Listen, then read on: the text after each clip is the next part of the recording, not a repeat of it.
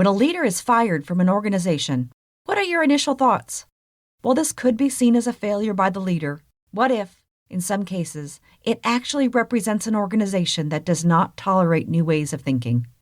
In this episode, I speak to Paul McCarthy, author of the upcoming book Fired Leadership, about why we may need to reframe why top talent gets fired.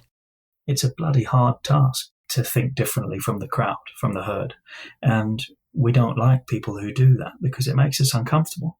And I truly believe that it's through that discomfort that we can grow and we can distinguish ourselves. And organizations out there that want to distinguish themselves in a post-COVID era, if we could even talk about post-COVID, because I think more of that's coming, they're going to need to take more risks, to your point earlier. They're going to need to try and find or keep the talent that just doesn't care about hierarchy or bureaucracy or waiting so many months to get a timesheet code to be resourceful and entrepreneurial. History is not going to remember those people. Paul is involved in several game-changing quests to better understand what leaders and organizations of tomorrow will need to set themselves apart. Currently, he is exploring the topic of why leaders are fired. This will be the focus of his upcoming book, speaker series, and leadership development program, which will be underpinned by a counterintuitive theory that future leaders and organizations will set themselves apart by the current attributes that they are fired for today. So, ready to discuss the missed opportunities created by firing disruptive leaders? Let's discuss.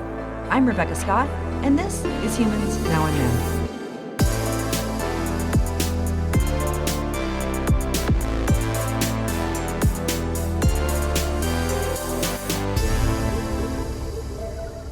Paul McCarthy, thank you for joining me. Thank you, Rebecca. It's great to be here. Thank you for having me on.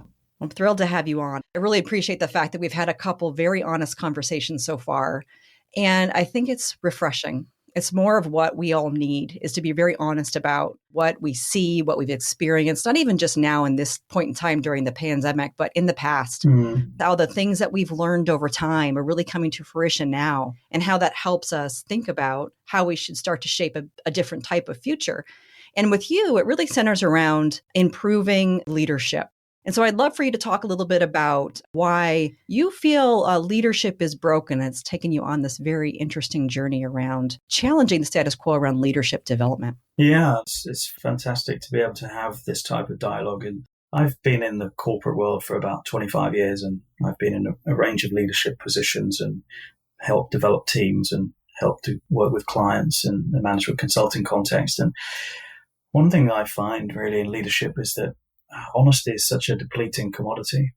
We're so scared of being honest as leaders and having real world, real valued conversations. And so I've been around the leadership world in terms of developing leadership programs, designing them, delivering them to consulting firms and clients. And it never seems that we're having the conversations that matter.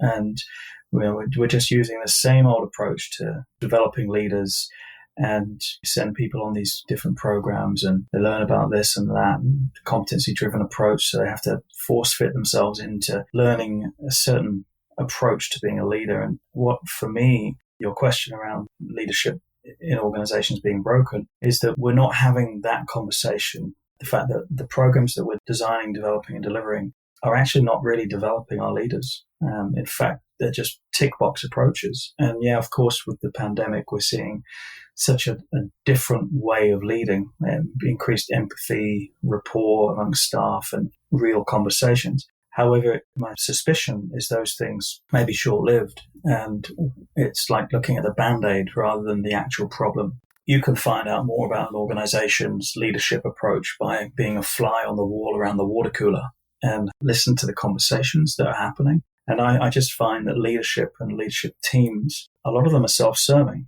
and their approaches are, rather than being collective, they're very egotistical driven. And, that's kind of pushed me on my path to be where I am now in terms of writing this book that I'm writing about changing the way that we develop future leaders. Because I think that, if you think about how much money we spend on leadership development, I don't know if listeners are aware of this, but around the world, we spend about $400 billion every year on leadership development. And that leadership development is ineffective. And studies after studies have shown that fewer and fewer numbers of CEOs actually have confidence that their future leaders can address their future challenges. In fact, I think it was Brandon Hall Group or DDI who did a survey a few years ago of about 30,000 leaders, and only 14% of those CEOs felt that they had the leader bench strength for the next 3 to 5 years in terms of those leaders being able to address their challenges going forward. So I think we're not really having the conversations about why our leadership system is broken. We keep throwing money after money to a system that really is, in my opinion, a tick box approach to leadership. And we're seeing the same old leadership authors as well, spouting the same statistics. And people seem to be fearful of biting the hand that feeds them. And so we're not having that conversation about why the system's broken. And I'd love to have a platform where we can have those honest conversations and really move people forward. And that's not to say those conversations will be painless, far from it. They will actually need to challenge the status quo, because I think one of the other things you talked about is, why do I feel that challenging the status quo is so important? And I think it's quite simple. I think if we do what we've always done, we're always going to get what we've always got. And if you look at the average, job description, role profile, or, even the initial interviews that you have when you're going in as a leader to think about starting working in an organization, you'll hear the buzzwords abound. We want you to challenge the status quo. Integrity is important to us. Transparency is vital. We want you to be very open in how you support the organization. And people want disruption until it actually knocks on their door. And when they do, people get fearful. And so, as a leader myself, I've been recruited through very expensive and time-consuming leader recruitment processes, and all the way through 6 or 7 interviews on average to become to get the leader role that I've got in respective firms I've worked for. I've been told by board members or CEOs or HR VPs or peers that I would be working with, or those that would report into me, it's really important to challenge the status quo. And so I get on board as a leader in organizations that I've worked with in a leadership capacity. And as soon as I start to challenge the status quo, ask those questions that no one wants to ask, dig for the uncomfortable truths that people seem to hide in the corner, people seem to shut down, disengage. And it's as if I've stepped on a bunch of ego-based leadership landmines. No one wants to talk about the uncomfortable, yet they've just spent a whole lot of time and money recruiting a leader, saying that that's what they want from that leader. So there's a bit of a hypocrisy in our leadership today, and nobody's also talking about that. So I'm curious, in terms of your experience, Rebecca, as you've seen with honesty in leadership being key to what you're doing, what are some of the ways that we can address the hypocrisy in leadership? Because I have a few ideas. I bet you do. You're writing a book about it. Yeah. Oh, and I can't wait to read it. So what you said is spot on. I'd say really that point around people being hired to change the status quo, but then when they try to, are shut down or shut out. And I've experienced it myself. I have been hired to change the status quo and then been shut out. I have seen it happen to other people, and I've also seen other people afraid to challenge the status quo or step back from trying to challenge the status quo because they're fearful of their position or their ability to advance. And it really is around that story of what leadership is or what leadership should look like.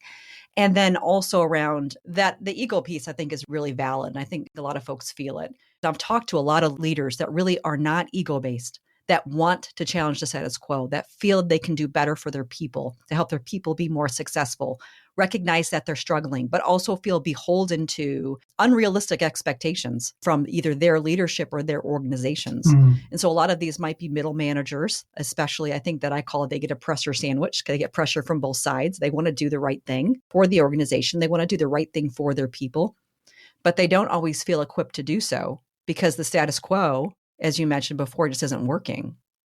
And so now it's really around, unless you challenge that, bring new solutions for people to try, and then we start to gain any level of success around those, or at least try to learn from those new experiences, that's when things start to evolve and get better. So if CEOs are looking for leaders that can come and bring them a better direction and challenge the status quo, they need to be humble enough to be able to accept the discomfort that goes along with that. And hopefully we get more and more leaders that are willing to accept that level of discomfort as an inherent part of effective disruptive change. Yeah, I'm writing a book on the concept of reframing why we fire top talent. And it's within the backdrop of the fact that we're not equipping our leaders for the future in terms of the skills, the attributes, the competencies, the traits, whatever you want to call it, the myriad of descriptors that's used to develop future leaders. Again, it could be its own book because we talk about skills and competencies, and there's all sorts of opinions out there by academic scholars and peer-reviewed journals and stuff. But really, essentially what it comes down to is having the conversations that really matter. And the CEOs that I've worked with in organizations as a leader, if I can give you an example, the firm shall remain nameless, of course, to protect the guilty, as it were.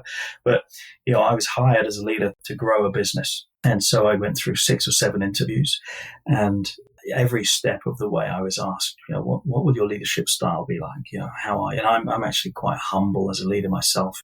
And I actually, believe it or not, this is a dying phrase as well, but I truly practice what I preach.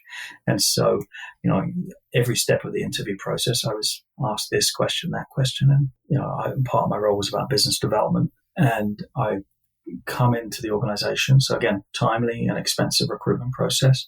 And by the way, it costs about 200 to 400% of an executive's base salary to replace them. So remember that for the listeners as I tell this story, because there's a huge void opening up in our world, especially in North America, around the true costs of disengagement. I think Gallup estimated it at over $1 trillion.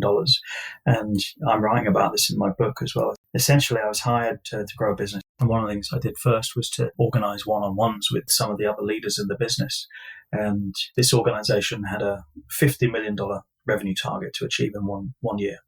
And so I had just come from the UK and there'd been a recession, and I was in the process of building a consulting firm in the UK, and it imploded because of the recession.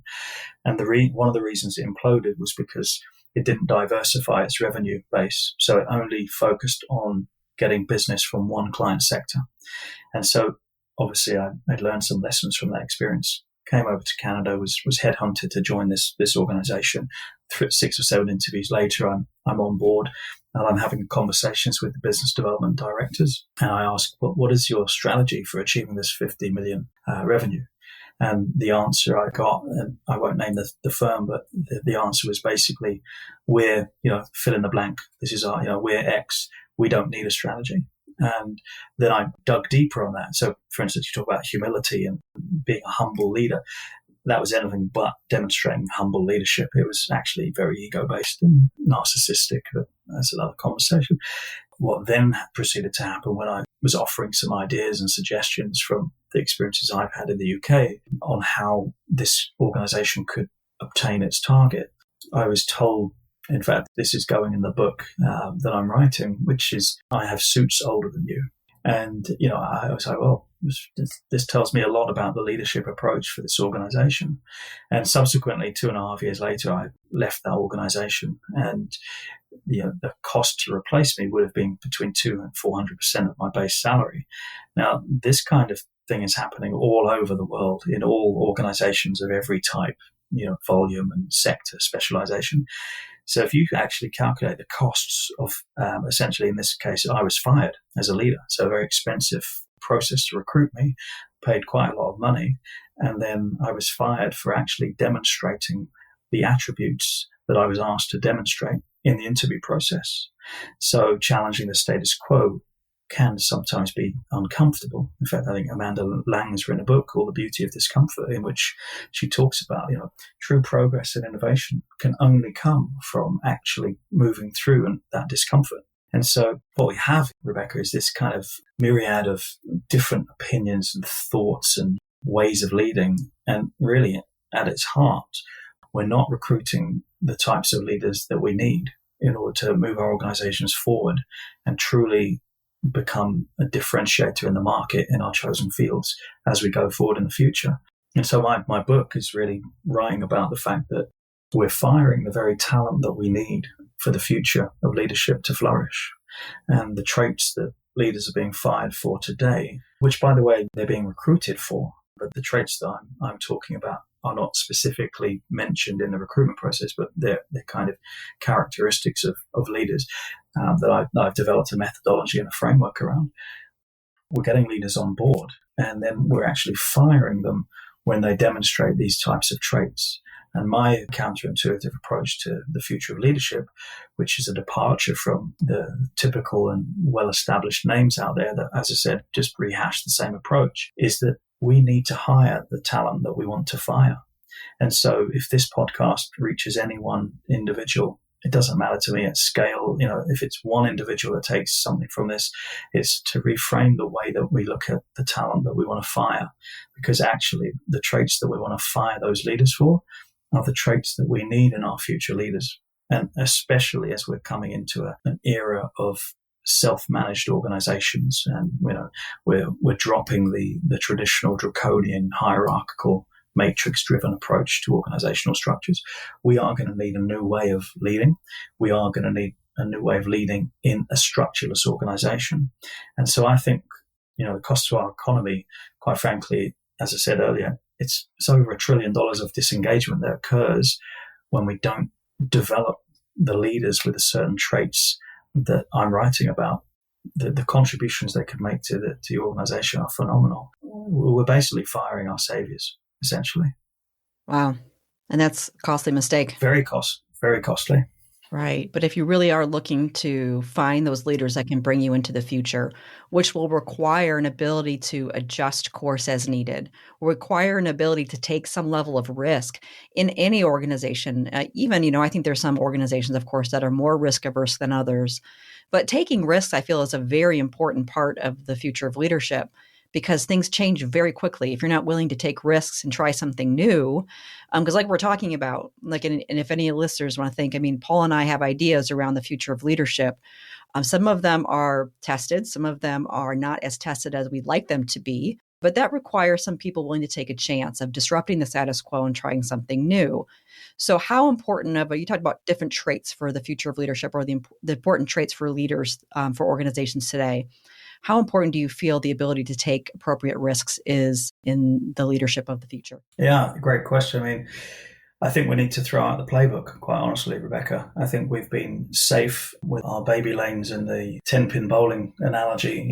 We've put lanes in place that keep people safe. And, if I just think back through history and some of the inventions that we've had, whoever thought that we would fly planes? The Wright brothers were looked at as quite mentally unstable, for instance, when they tried to fly planes, and that innovation led to what it is today. Many of your listeners may not know that the Lenovo ThinkPad, for instance, that red dot in the middle, which is that mouse, that would never have been developed if the engineer hadn't been brave enough to face his boss, who, by the way, had a different idea for making the trackpad on the laptop more efficient.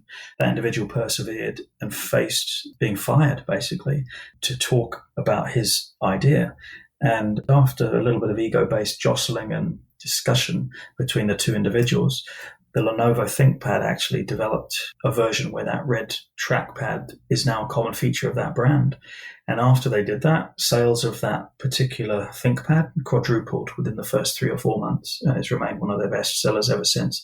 So the ability to take risks is absolutely critical for continued innovation. And, one of the traits that I talk about, I call it fresh thinking, is the ability to think differently. And when everyone in the boardroom is nodding their head because they're in deference to the boss in the room, the hierarchical, structure that seems to happen, everyone seems to defer to the boss, and the boss is always right. I'm a bit of a detractor from that, because an idea is an idea. And if you have the ability to be creative and think differently, you can make some true progress and change the way that we lead and we disrupt the marketplace. Like, for instance, Steve Jobs, not particularly nice individual, in my opinion, but a genius in many other respects. If he hadn't have been who he was, we would never have invented the iPod. We would never be walking around with a device that's less than 5 inches by 3 inches that has thousands of songs on it. No one could have ever thought that. But what we're doing, I think, with leaders today is we're quelling their creativity. We're squashing their light. And creativity, you cannot have creativity, in my opinion, and many others that I cite in the book as well, without the ability to take risks. And as a leadership cadre, we have been almost conditioned to not take risks. And I think it's time that we disrupt that. And we have to disrupt the approach that we take to leadership. Because if we don't, quite frankly, the consulting firms that I've worked with, that you know of and that listeners know of, they're just going to continue to apply the same old leadership programs to the same old leaders. And guess what? These leaders are not even being consulted on what they want to learn about. They're just going through the tick box mentality, and it's to play it safe. I mean, just before you go on to your next question, I mean, one of the things that always sticks in my mind about one of the organizations I was recruited to build was they said, yeah, we want you to be entrepreneurial and take risks and, all of that great stuff, the stuff that they put on the one-page strategy maps that you laminate and put on the wall. Yeah, they wanted me to do all that stuff. The moment I started to do that, I was told that quite literally I had to wait 6 months to get a timesheet code to be entrepreneurial. So if that's the kind of organizations that exist today, yet in the recruitment processes, they're bringing on leaders that they're saying, we want you to be this and that. And then when you actually start working with them, it's the complete antithesis of what they've recruited you for. Why aren't we having the conversations about that? I mean, that's partly what the book goes into as well. But that relies on our ability to take risks, to disrupt. And quite frankly, not always are the tried and tested routes going to work. But, if we didn't take those types of risks and embrace that attitude towards failure, then I don't think we'd make much progress anyway. We just stay stifled in our same old lane. Here are my initial thoughts on that. Yeah, and there's a lot of great examples of organizations that have resisted change and fell from grace, so to speak, right? So I think it's a time for us to think, how do we get outside of our comfort zone? Because there's, of course, a lot of safety in the things that are familiar, the things that folks might have learned in business school, either many years ago or even in the recent past. I think there are, from an education perspective, some institutions that are doing more to think about how to integrate critical thinking into their educational program. So not necessarily just thinking about what has worked in the past, but rather what are the skills that future leaders are going to need. And this is something that organizations themselves are trying to figure out. Some organizations are trying to figure out different types of leadership development to get these skills. But I think an interesting question might be too, you talked about the traits of the leaders that we actually need in our organizations. Do you feel these traits are innate? People are born with these traits, or do you feel like these traits are developed? Like, what do you feel needs to happen to bring in those leaders? Is it something we need to develop in our leaders, or something that we should look for as a part of people's personality? Yeah, another interesting question, because in the leadership world, many of the listeners may know this as well. This is a common knowledge that there was something called the traits theory, which has prominence for many years, which basically said in a nutshell that great leaders are born and you have a certain number of traits. And if you don't have those traits, then you can't be a great leader. Now, that was quite a narrow-minded view, in my opinion, what traits theory was really trying to talk about. And it was replaced by the competencies approach to leadership development, which is essentially saying, what are the things that you need to master in order to be a great leader? And you can acquire those competencies. Now, there are pros and cons with both of those theories about how to develop leaders. And I don't think we have the time to go into every single pro and con of those. And I write about that in the book as well. But I think my view on the traits that leaders need is that they can be acquired. Now, you're not going to suddenly teach a course on, for instance, I mentioned one of the traits is fresh thinking, which is basically thinking differently, upsetting the apple cart, questioning the way we've always done things. You're not going to be able to teach that trait unless someone really has an inquisitive nature. And can you teach an inquisitive nature? I mean, this is where there's some sort of the nurture-nature debate as well, because you can teach people all you want, but the effectiveness of teaching, if you're trying to upskill someone, is in whether it changes their behavior, and is that sustainable behavior change. But underpinning all of that is the passion. If someone doesn't have passion for what they're doing, it doesn't matter what you teach them either. It's not going to stick. So, I think we need to throw out the skill sets, the competencies, and just look for a few key traits that leaders need to have in the future. Because I think we overcomplex the whole discussion. And, if you just did a Google search, for instance, on the types of leadership skills needed or traits needed, competencies needed, you'd find millions of hits, and I think we overcomplex it because at its core, what we're doing is we're putting a set of prescribed things in front of leaders and saying, you need to fit into this box. Well, how about asking leaders what they need? How about actually using the outcomes of those conversations to develop tailored programs to each leader's needs? Now, detractors might suggest, well, we want to standardize and simplify because it's more cost effective, and we've got data that tells us these types of programs are effective. Yet then why do we also have data from the leaders themselves when they've gone through these programs telling us that they don't feel those programs are relevant to their needs? And so again, it comes back to the hypocrisy of leadership and the conversations we're not having. But for me, the book I'm writing is based on a set of traits, the ability to think differently, so fresh thinking, the inquisitive nature, a leader that's real and accountable, a leader that can be expressive and challenging, and a leader that can be direct and transparent. They spell the 5 traits, which I've developed a methodology and framework around. In between all of the expensive skills and traits and competencies, training and material that's out there, these 5 traits underpin everything that you'll see in leadership programs. And it just so happens that I'm writing a book that's essentially saying that the leaders we're firing have these 5 traits, and these traits are not fully being developed or recognized or appreciated, in fact, encouraged in the organization, because nobody likes to talk about this subject in general, about fired leadership. I'm rambling a little bit, but just want to give some time for you to reflect. Yeah, I think it's reframing what that might mean, because a lot of people would hear a fired leader, they would think of failure, where many others might hear that and read your book or read the concept you have in your book and realize it has more to do with a sense of non-belonging in that specific environment and how belonging is defined in that environment. And I've seen that over and over. I know leaders personally that were fired or let go for reasons I never fully understood, but it really always came down to they didn't meet some kind of mold or perception of what leadership should be. So I look forward to having the ideas in your book out there so we can think about what that really means for leadership of the future, open up those dialogues and discussions. I'm going to transfer too into another form of leadership that we hear a lot about, which is thought leadership. So what you're doing is really being a thought leader in relation to why leaders are fired or what those fired leaders could do for the future of leadership. But that journey towards that thought leadership, a lot of folks have this idea about the thought leaders out in the world, your Brene Browns, or name your thought leader. And a lot of people perceive that they've got it all figured out, that their journey to get to where they're at is because it was just kind of like floated maybe to the place that they've landed, and now they're a thought leader. But that journey is difficult, and you're kind of taking that journey now. I'd be interested to kind of share a little bit about the struggles of that journey or trying to reach that place of thought leadership. Yeah, it's it's something that's kept me up quite a few nights.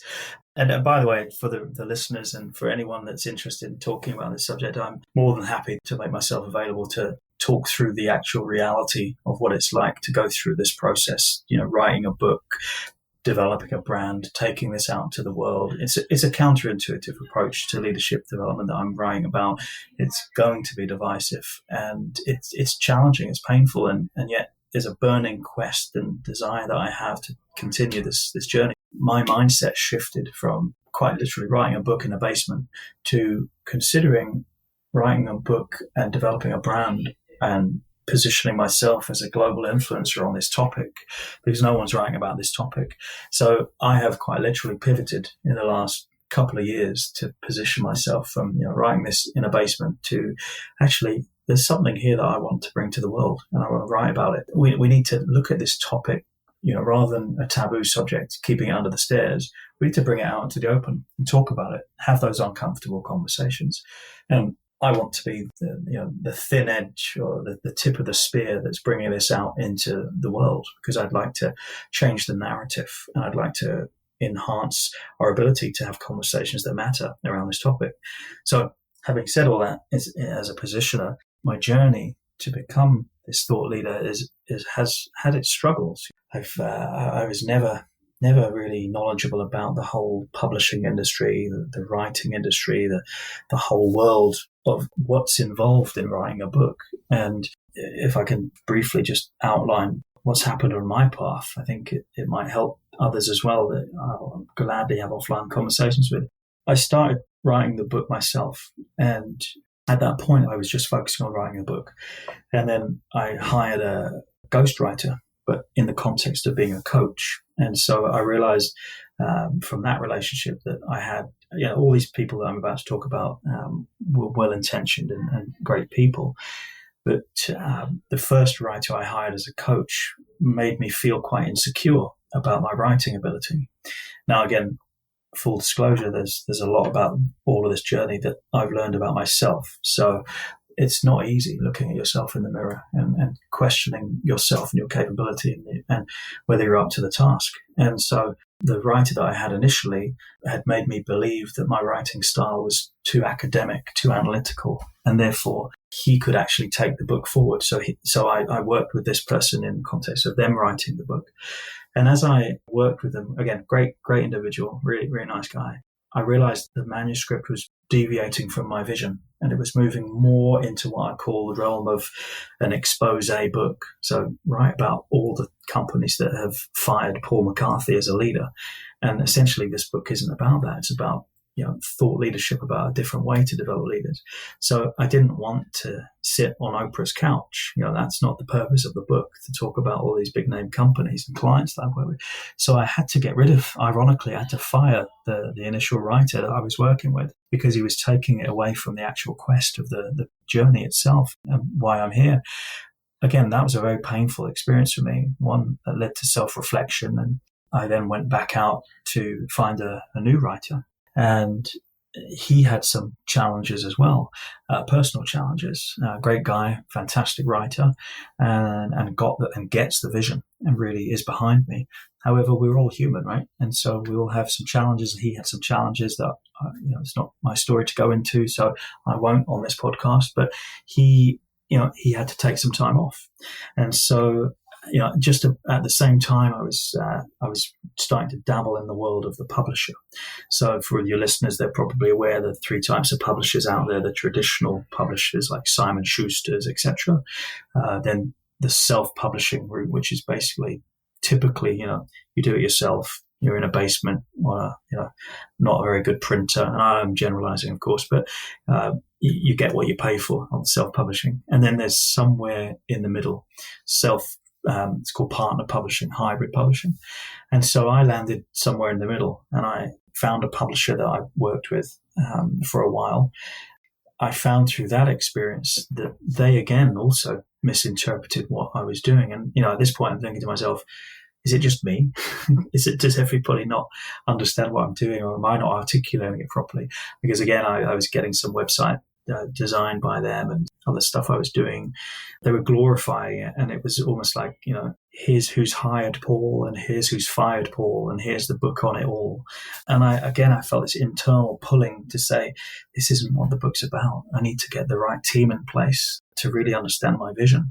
So I've had all of that going on behind the scenes, and the writer that I was working with more recently had some challenges. And then, I was working with a website designer after the first publisher, because I had to move past the first publisher because, again, they took it away from where it was going.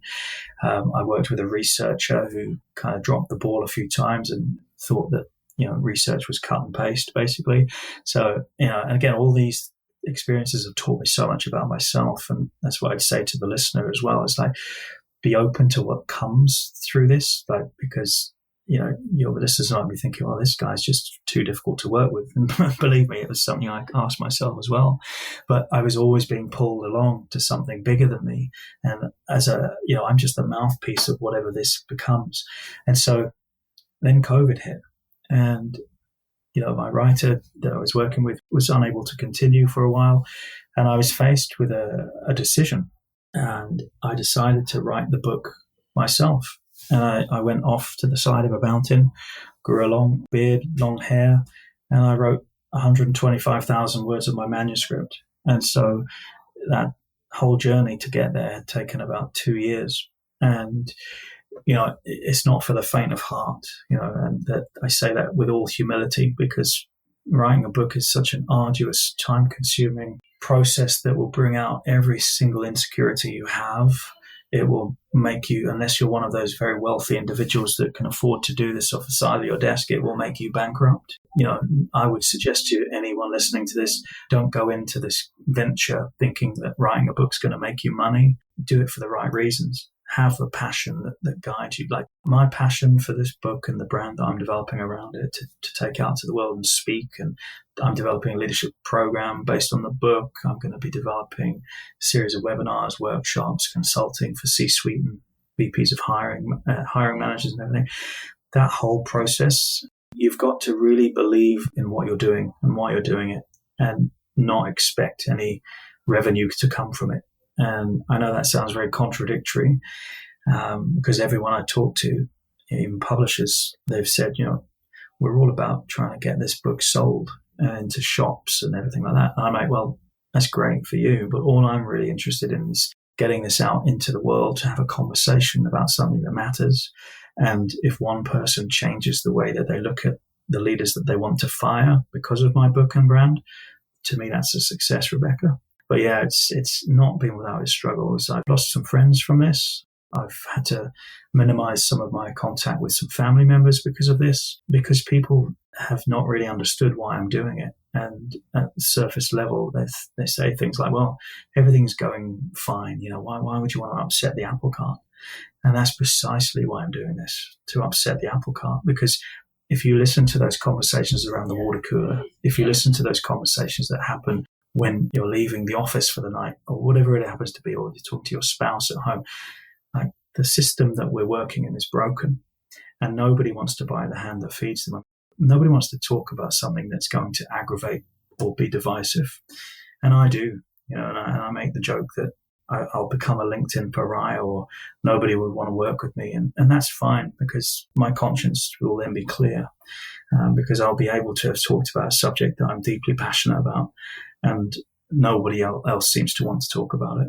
So to sum all that up, it's been quite a challenging, turbulent roller coaster, both professionally writing this book and the various, dabbling in an unregulated industry like the publishing world. And there's a bunch of charlatans and witch doctors out there who will promise so much and deliver so little, to the actual craft of writing the book itself. I mean, it's bloody difficult. And yet we have all these types of products and courses out there, and they write a book in 7 days, and all. It's all nonsense. Listen to your creativity, listen to your passion, listen to what drives you.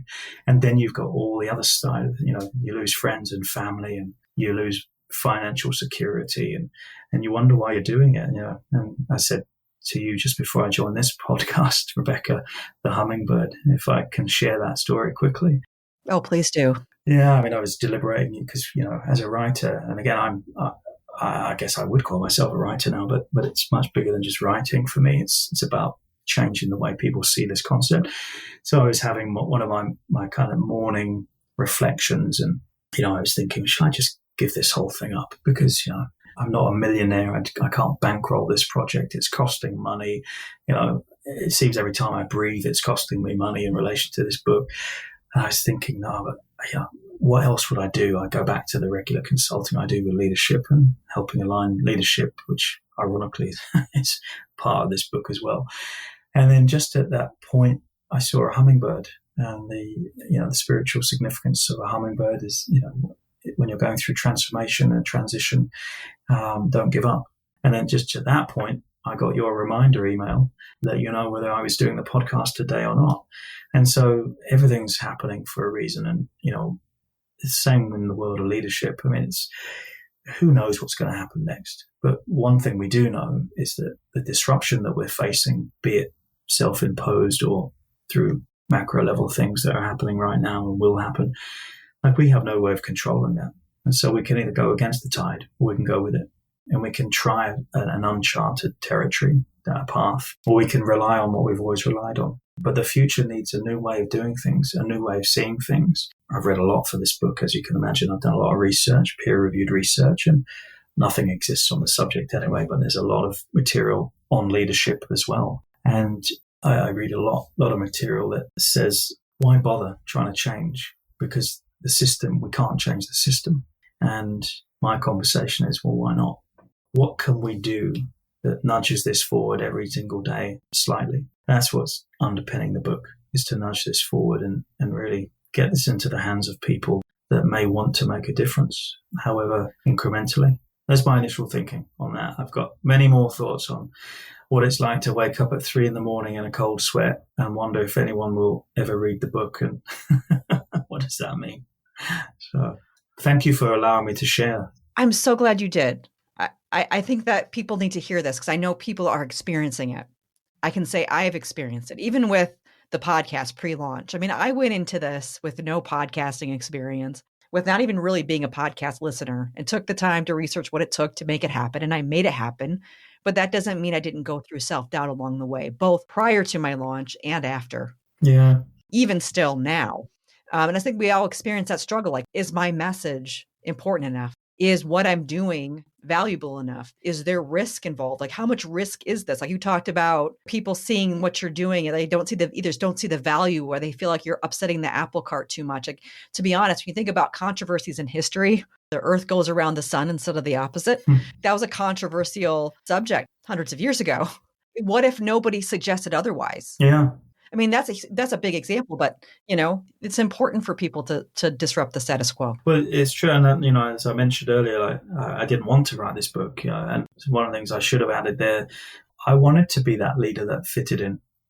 I wanted to drink the Kool-Aid. We go to school, we go to college, we go to university. It's all in pursuit of this job, isn't it? Of this rung on the ladder, and it's kind of, well, now we're in it. And we want to desperately fit in because we don't want to be these social pariahs. But then there's a feeling that won't leave us, which is we're part of a broken system and we're actually contributing more to it. And so I wanted to drink the Kool-Aid. I didn't want to be fired from 4 different consulting firms globally.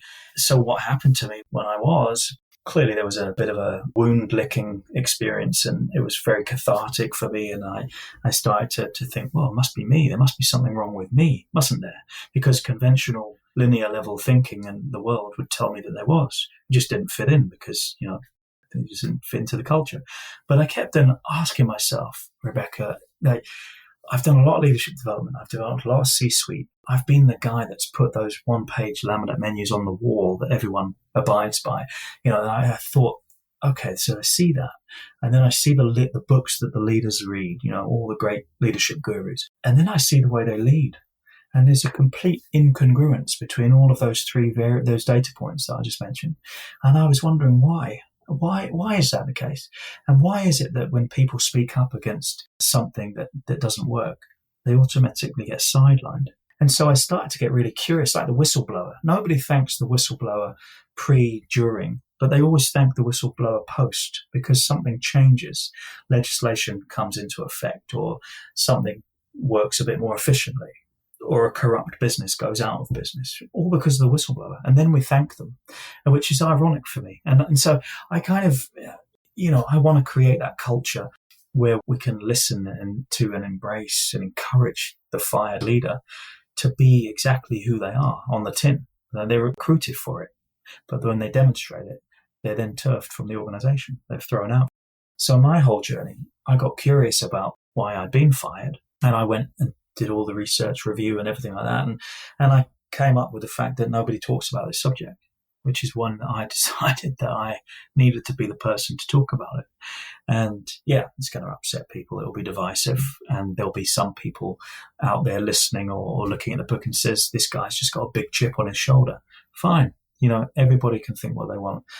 I'm writing for a progressive reader, someone that knows there's a system that's broken, someone that's been too scared to say anything. But they're visionary and they're progressive in their thinking, and they know it's time for something new to happen. Because, if we didn't have that attitude, we'd still think the world was flat, for instance, or we'd still be using record players. We wouldn't be onto the iPod now, as we talked about earlier, or, so many other things that have happened in our world. And yet we attribute the great progress made by these people. We don't talk about the fact that on that journey for them, they were either treated as pariahs, considered unstable, reference back to the Wright brothers, Or Thomas Edison, before he invented the light bulb, did you know he failed about 1,000 times before that? Like, nobody ever talks about the failures. Everybody just says when it works, and it's always worked. But no, it hasn't. It's a bloody hard task to think differently from the crowd, from the herd. And we don't like people who do that because it makes us uncomfortable. And I truly believe that it's through that discomfort that we can grow and we can distinguish ourselves. And organizations out there that want to distinguish themselves in a post-COVID era, if we could even talk about post-COVID, because I think more of that's coming, they're going to need to take more risks, to your point earlier. They're going to need to try and find or keep the talent that just doesn't care about hierarchy or bureaucracy or waiting so many months to get a timesheet code to be resourceful and entrepreneurial. History is not going to remember those people. Yeah, absolutely. I think those are powerful statements and very important. I mean, it's almost like we're facing parts of our human nature when you talk about us needing a sense of belonging. That's a very real part of who we are. It's a survival instinct that we have. So when we are rejected through either being sidelined or being outright fired, of course, that's going to lead to some level of pain and challenge and self-doubt, because that's how we're built as people. But what we're really talking about is being able to acknowledge who we are as human beings, that those tendencies that we have, they're really built to help us, survive if the world had been as it was thousands of years ago. But today, really challenging thoughts. Is it really all that controversial when we have so many examples in history of where challenging the status quo or the thinking of the status quo has led to such tremendous breakthroughs in human advancement? Why is this not the time for us to understand the importance of challenging those ideas or our status quo and looking for those opportunities for us to improve or make things better? And what better way through being a leader, whether it be within an organization, outside of an organization as a thought leader, and presenting these new ideas and leading other people behind you that are quite literally seeing a lot of the same trends and ideas that you're talking about, it's just afraid to speak up. So kudos to you for the courage that you're putting out in the world. I'm sure it's frustrating to have folks not understand the vision or understand the value of what you're doing, but clearly you do. And clearly you have a passion around making a difference. And so I commend you on that. And I can't wait to see the book. I can't wait to read the book because I know how much you've put into it. Thank you. But I've got another question I've got to ask you. So throughout the conversation, you've talked about some of the concerns you might have in relation to if we don't right the ship in relation to leadership as we move into the future. But there's got to be some things that might bring you some optimism or some hope. What are those things that might make you optimistic about our future? Amy Edmondson from Harvard Business Review, I think she talks about creating the conditions to generate the fertile soil to have difficult conversations. And a host of other HBR contributors talk about this concept too. And I think one of the things I'm optimistic about is that and my friends over at Corporate Rebels as well, making work more fun. And, they went against the grain as well and wrote a book about how to really transform the organization to be more fun for people working. And, I'm seeing the sprouts of that fertile soil all over the world in the work that I do around this book and developing this brand. Also, I've talked to must be a few hundred people by now, anecdotally, including several New York Times best-selling leadership authors. And, again, these are just people. They have the same insecurities as you and me. They go to the bathroom the same way as you and me. And everybody I've ever spoke to has said this is needed. There is an appetite for this. And, what makes me optimistic at building on that platform is that people want to have the conversation. Now, the language that we have the conversation with may be different for different audiences. So the CEO listening might want me to talk to them about how much money it's costing his or her organization right now when they fire leaders and the impact that that's having on their productivity, the team's productivity that leader leaves behind, as well as the alumni, as well as the client base of that organization. So that language might be appropriate to the CEO. HR-focused individuals might be interested in the culture that's created or disintegrated from a leader leaving into those types of circumstances. So, what makes me optimistic is that we're having small pockets of people as well in organizations wanting to have these conversations. And so what I'd love to do, in fact, that's one of the things I'm doing this whole book for as well, is to create an ecosystem of fired leaders. So people that can actually build upon the ideas of one another, and it doesn't matter where they are globally. And so, I'm optimistic that the appetite's there and people will be taking more risks eventually. It's like the shoehorn effect. We just got to encourage them to take risks. I'm writing this book regardless of how it's being received as well, because I know that it can impact, if it just impacts one person's life and attitude, that's enough for me from a personal perspective of being optimistic. Yeah, that's a beautiful thought. Puts a lot of purpose behind what you're doing. And I can say, I believe that this conversation today has made a difference. And if not with someone in my listening audience, it has made a difference for me personally. So thank you, Paul, for joining me. Thank you. So Paul McCarthy, working on his book about the fired leader. So if you're interested in following his journey, which I highly recommend that you do, follow him out on LinkedIn. I'm going to put the link to his profile in the episode notes, so you can find it there. But definitely look him up on LinkedIn, Paul McCarthy. And again, Paul, thank you so much for an honest and valuable conversation today. I really appreciate it. Thank you, Rebecca, as well, for taking the risk to have someone like me on your series as well. It means so much to me, and both personally as well as professionally. So, these things are timely, and I think, ignoring the conventional approach to how these things should happen, can yield some significant progress. So thank you so much for having me. I really appreciate it. You're more than welcome.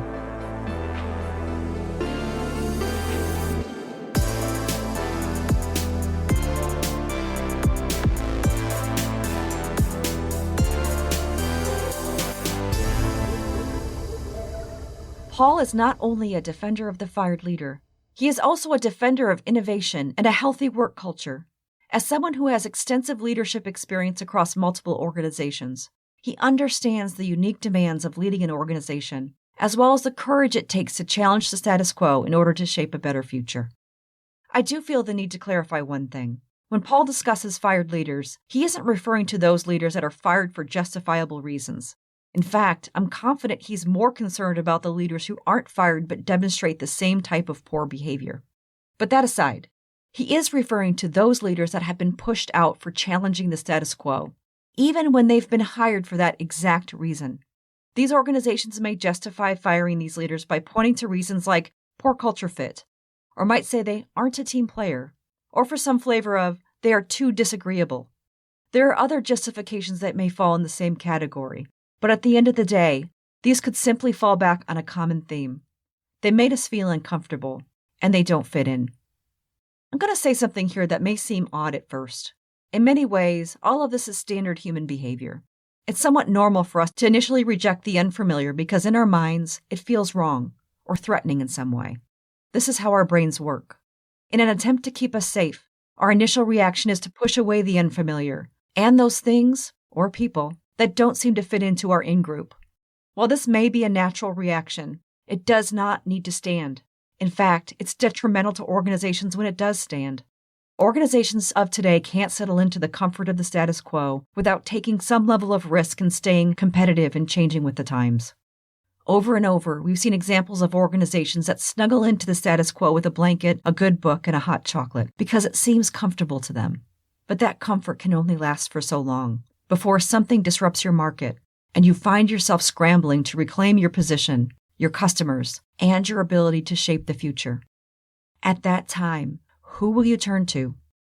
Likely a disruptive leader who you will bring in to challenge the status quo, to spur innovation, and change your course. So at that point, after you may have pushed out the other leaders who have challenged the status quo in the past, what will happen this time? It's not up to the disruptive leader to figure that out. They may know exactly what to do. It's really up to you to allow them to. Provocative? Maybe. Truthful? Always. This is the path to a stronger organization, and this is the path that will truly shape a better future. So, go on. Go help shape the future. To learn more about Paul McCarthy and his path to redefine leadership, follow him on Twitter @FiredLeadership. You can also find him on LinkedIn, and I've placed a link in the episode notes to find him there. Before you go, make sure to subscribe to Humans Now and Then to catch the amazing guests and conversations I have lined up. You don't want to miss it. I'm Rebecca Scott, and this has been Humans Now and Then. Hosted and produced by Rebecca Scott. Episode notes can be found at humansnowandthen.com. Thank you for listening.